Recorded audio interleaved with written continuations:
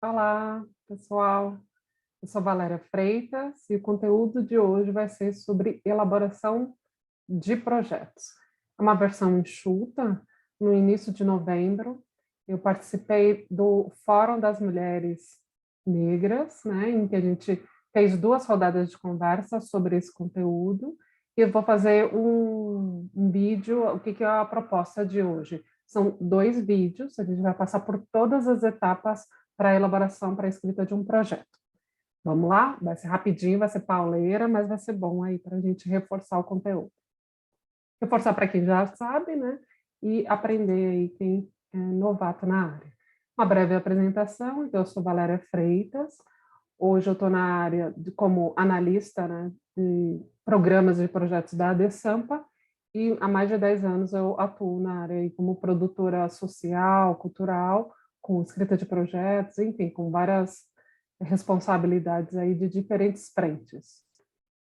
Qual que é a nossa conversa de hoje? Então, a proposta é que vocês aprendam a escrever um projeto aí de forma coerente e criativa.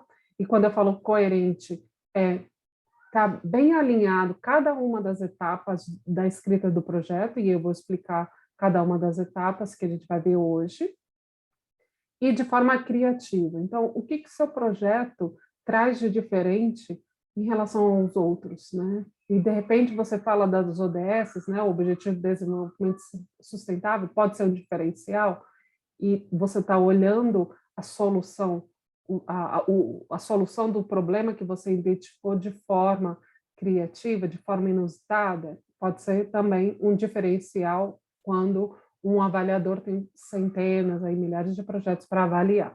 Então, ser coerente e criativo nesse processo de escrita, alinhando o propósito, né, a missão do projeto com planejamento e organização.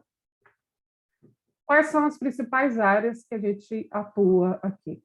Quando a gente escreve projetos, a gente pode ser projetos da área social, ambiental. O que eu vou trazer aqui é de uma forma geral, tá? Então, pode ser na área ambiental, de educação, de esporte, saúde, pode ser projetos de pesquisa, de inovação, startups, ou também para públicos, né? Dentro dessas áreas, para públicos específicos, seja da área de crianças, jovens e idosos. Quando a gente escreve projetos, ele pode ter diferentes finalidades. Eu trouxe alguns exemplos. Às vezes você escreve um projeto porque você vai participar de um evento, algo mais pontual, ou porque abriu um edital e de repente você identifica aí uma oportunidade para você escrever o seu projeto, ou uma lei de incentivo, né, seja de natureza municipal, estadual ou federal, por meio de campanhas, né, ou financiamento coletivo, que está sendo muito comum, né, nesse contexto de pandemia, as pessoas escreverem projetos, em formatos de projetos, né, para vaquinhas eletrônicas, virtuais, enfim, financiamento coletivo, para patrocínios. Então, uma coisa é você escrever um projeto para a lei de incentivo que vai ser avaliado por uma instituição pública. Um patrocínio para uma empresa. Então, embora tenham um formato parecidos, a comunicação é diferente, o visual, né, o layout do projeto é diferente. Emenda parlamentar, então, de repente, o seu projeto, você tem algum contato com algum senador e pode ser interessante, o seu projeto está alinhado a um projeto específico que um senador está executando, pode ser uma possibilidade, e o formato também de, se você faz um TCC, uma tese de mestrado, doutorado, é também um formato de projeto. E a elaboração do projeto, ela pode ter a finalidade para um projeto individual ou um projeto feito, né, por um coletivo ou direcionado para um coletivo, ou também tem esse projeto institucional. Tem essas 3 dimensões. Quais são as principais etapas aí para você que deseja escrever um projeto? A primeira etapa que a gente vai ver é sobre diagnóstico, aí identificar aonde está a dor ou uma oportunidade que o seu projeto vai tentar solucionar. A justificativa, a gente vai perguntar o porquê. Então, por que você quer resolver essa dor? Por que você quer resolver esse problema? Definição de objetivos. E a gente fala do objetivo geral e do objetivos específicos. Qual é a pergunta que a gente faz? É o quê? Então, o que você vai fazer para solucionar aquela dor que você identificou lá no diagnóstico. Público-alvo, né? Quem são esses beneficiários? Para quem você está fazendo? Um projeto só existe para ter uma finalidade, para alguém, para algum público. Então, para quem? Né? Pode ser também um projeto voltado para pets. E aí, esse é o público. Às vezes a gente tem público direto e público indireto.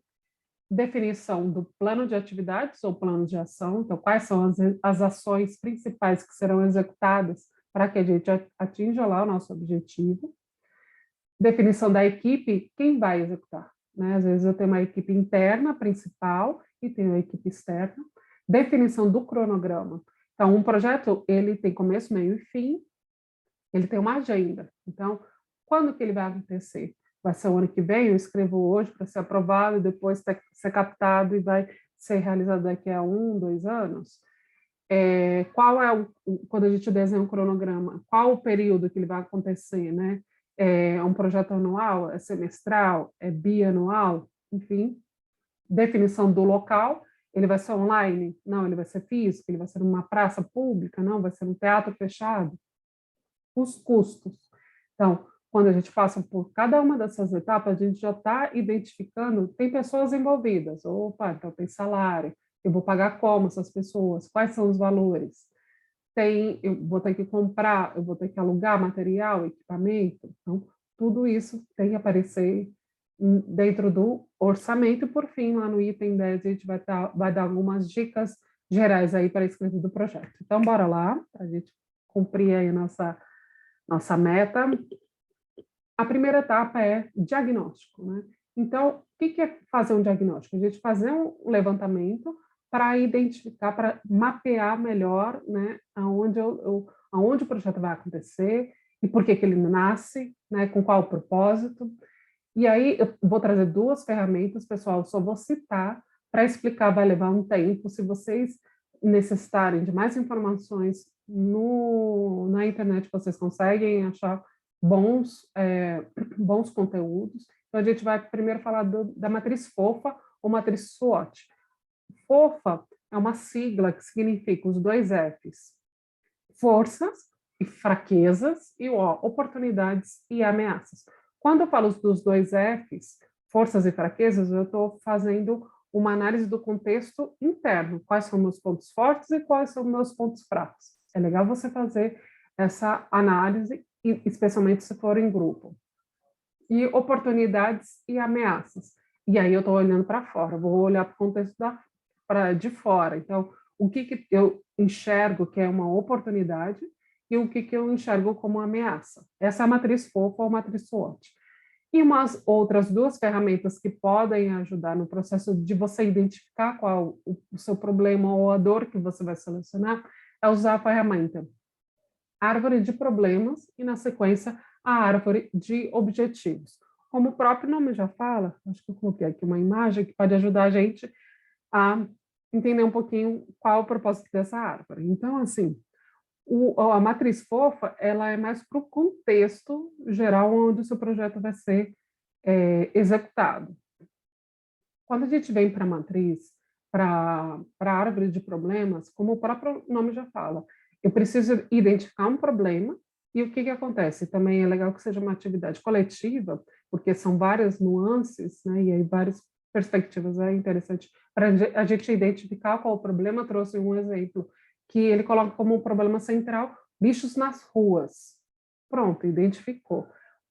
Na árvore, a gente considera o tronco o problema, as raízes, a gente considera as causas e as consequências, as folhas. Então, partindo desse problema do lixo nas ruas, a gente reconhece como raiz. O que causa, por que as pessoas jogam lixo na rua?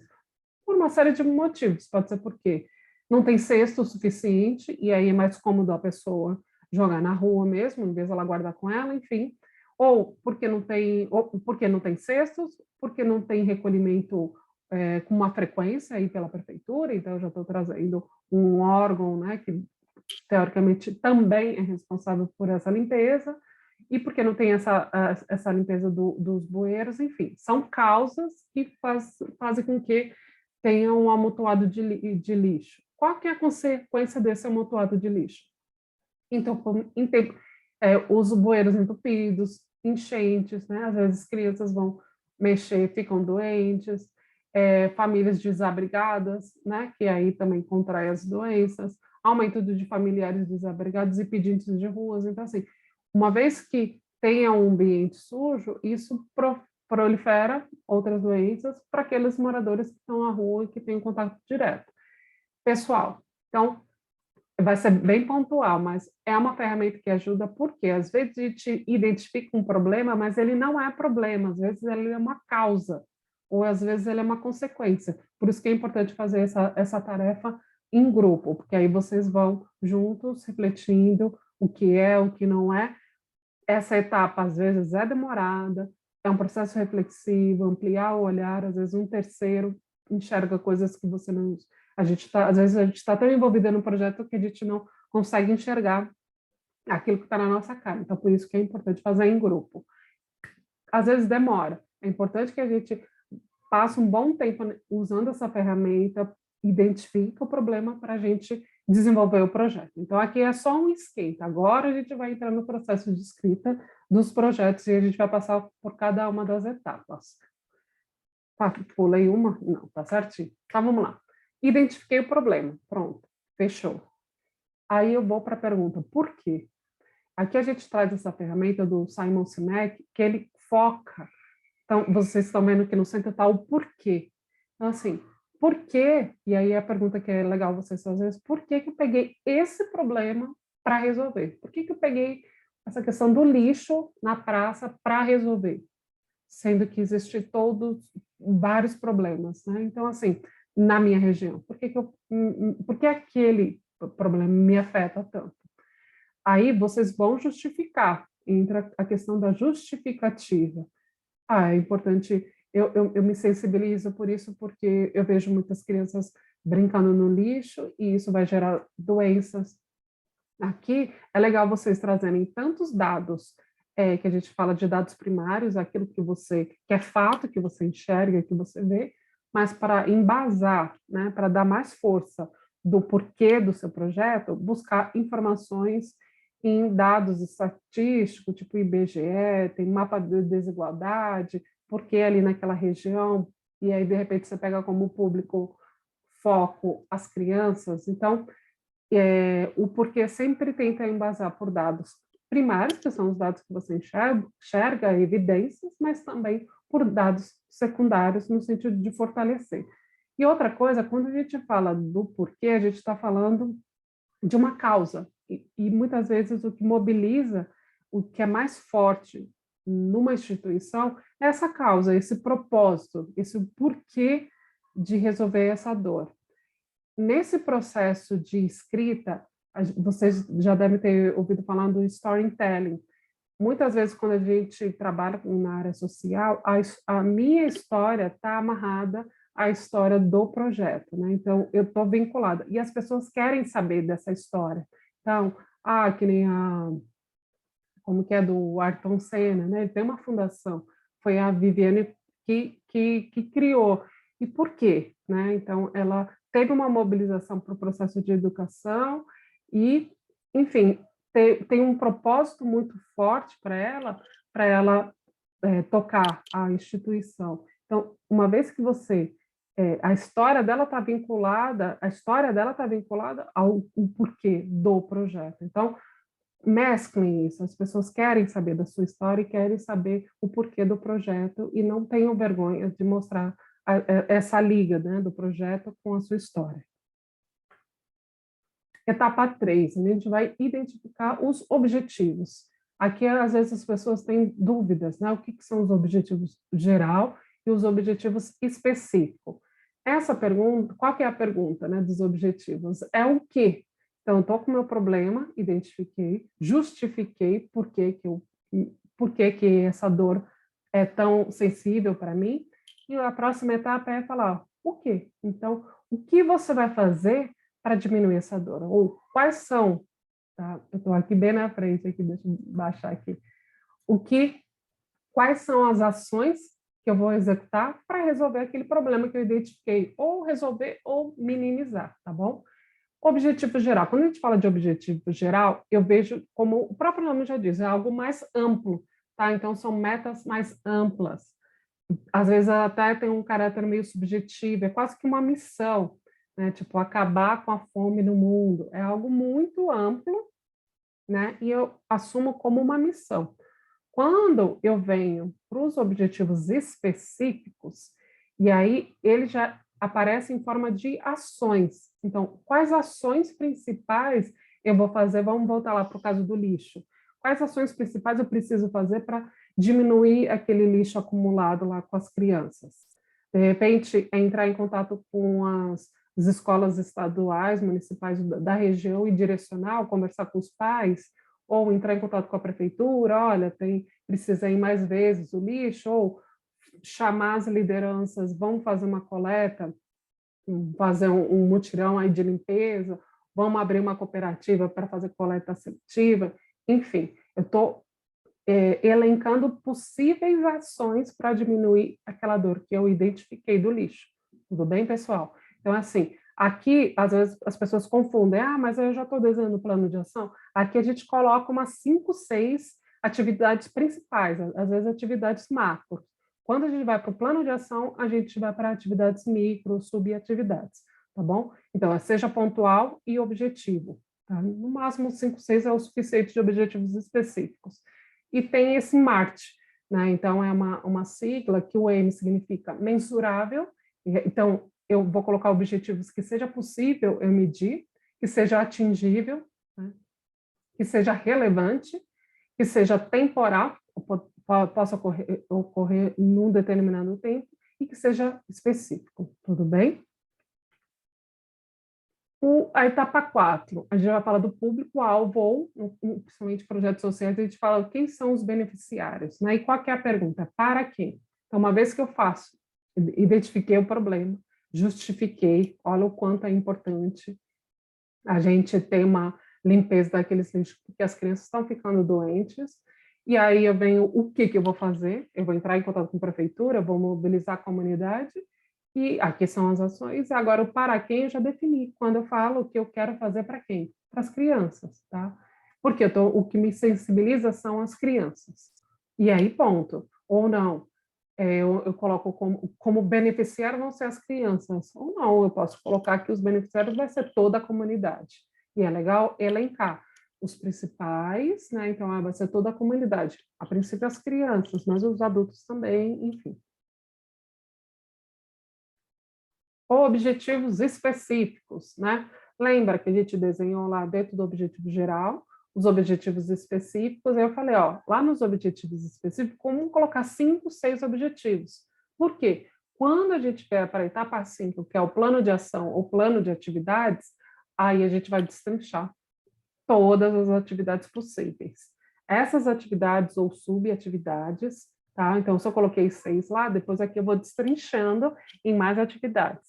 Elas vão ser a minha base quando eu for montar o cronograma e o orçamento, tá, pessoal? Então, assim, a gente está indo, a gente sabe que acontece tudo meio que não tem essa sequência, mas de forma didática eu estou fazendo essa sequência. Às vezes a gente começa pelo orçamento e depois a gente sobe, enfim, mas para que vocês entendam, então, desenhe os objetivos específicos, coloquei 5, 6. Venho para as atividades, subatividades, vou elencando isso tudo numa planilha, aí eu coloco as atividades, é legal colocar, às vezes, um responsável, se você já tiver, ou se não tiver, também não tem problema. Tem gente que detalha até qual é a formação desse responsável, e às vezes até coloca um link para o currículo. Isso depende do grau de detalhamento e de necessidade de informações que vocês querem ter logo de cara ali na planilha. O tempo de duração. Então, se eu falo que eu vou fazer uma atividade de entrar em contato com a subprefeitura para ver essa questão do lixo, né, para que tenha mais frequência, né, dessas retiradas do lixo, para não acumular, quem vai ser responsável? Vai ser uma liderança X. Quanto tempo, né? Ela vai na próxima semana, a gente sabe que às vezes é um processo que pode demorar, ela vai toda semana, ou vai ter uma reunião lá do conselho do bairro, e aí ela vai participar. Então, por essa duração. E se tem custos e despesas envolvidas. É muito longe essa prefeitura? Vai ter custo com transporte, bilhete único? Então, pensar em todo esse processo. Tudo bem? E aqui a gente vai parar no 6, que é a etapa equipe. Quem? Então, quem vai fazer? Definir qual é a dor, qual é o problema que eu quero solucionar. Justifico, olha, é isso, por causa disso, vou trazer dados, eu vou trazer evidências do território e evidências fora que vão me dar base. Eu venho o quê? O que eu vou fazer? Quais são as minhas ações principais para eu realmente diminuir ou minimizar ou solucionar aquela dor que eu identifiquei? Vim para quem é o meu público? Quem vai ser beneficiado dessa limpeza? São as crianças, não é toda a comunidade? E agora, quem? Quem vai executar? Então, assim, tem uma equipe interna que vai fazer, ou eu também tenho uma equipe externa, eu tenho voluntários que vão me apoiar, ou, de repente, a prefeitura entra como um apoiador, ela vai chegar junto na limpeza, os bairros vizinhos também começam a se mobilizar, porque eles veem, né, sei lá, o rato passa ali, e contamina eles também, enfim, tem uma mobilização maior, de repente tem prédios perto, enfim. E aqui, quando a gente fala dessa equipe externa, é muito mais no sentido da gente ampliar o olhar para potenciais apoiadores. E aí não precisa ser necessariamente o que às vezes é mais difícil, um apoio financeiro. Às vezes é um apoio voluntário, de fazer um mutirão. E aí, aqui são alguns exemplos de potenciais apoiadores aí para a sua causa, né? E a gente pode, vou ler cada um deles, então pode ser uma comunidade financeira, talvez a pessoa pode sim entrar com um aporte ou de repente o conhecimento dela na área financeira, pode ser um apoio, a sociedade civil, comunidades locais que também começam, virou referência ali aquele bairro, por que a gente não faz em outras? Ou outras comunidades próximas começam a ver a mobilização, por que a gente não faz também? E aí faz junto. A imprensa também pode ser um apoiador no sentido de dar visibilidade para aquilo que para a dor e depois também para a solução. Empregados, aí a gente pode pensar no caso de uma empresa e muitas vezes tem empresas, né, que têm responsabilidade social e aí estimula que os empregados, os funcionários façam ações, né, no território, em projetos sociais, clientes, possíveis clientes, fornecedores também, então a gente vê toda uma cadeia, não só o funcionário direto, e sim o governo, os órgãos públicos, né, e aí pensando nas 3 dimensões e comunidade empresarial. Vamos ver o próximo? Então, a etapa 7 a gente continua no próximo vídeo. Até mais!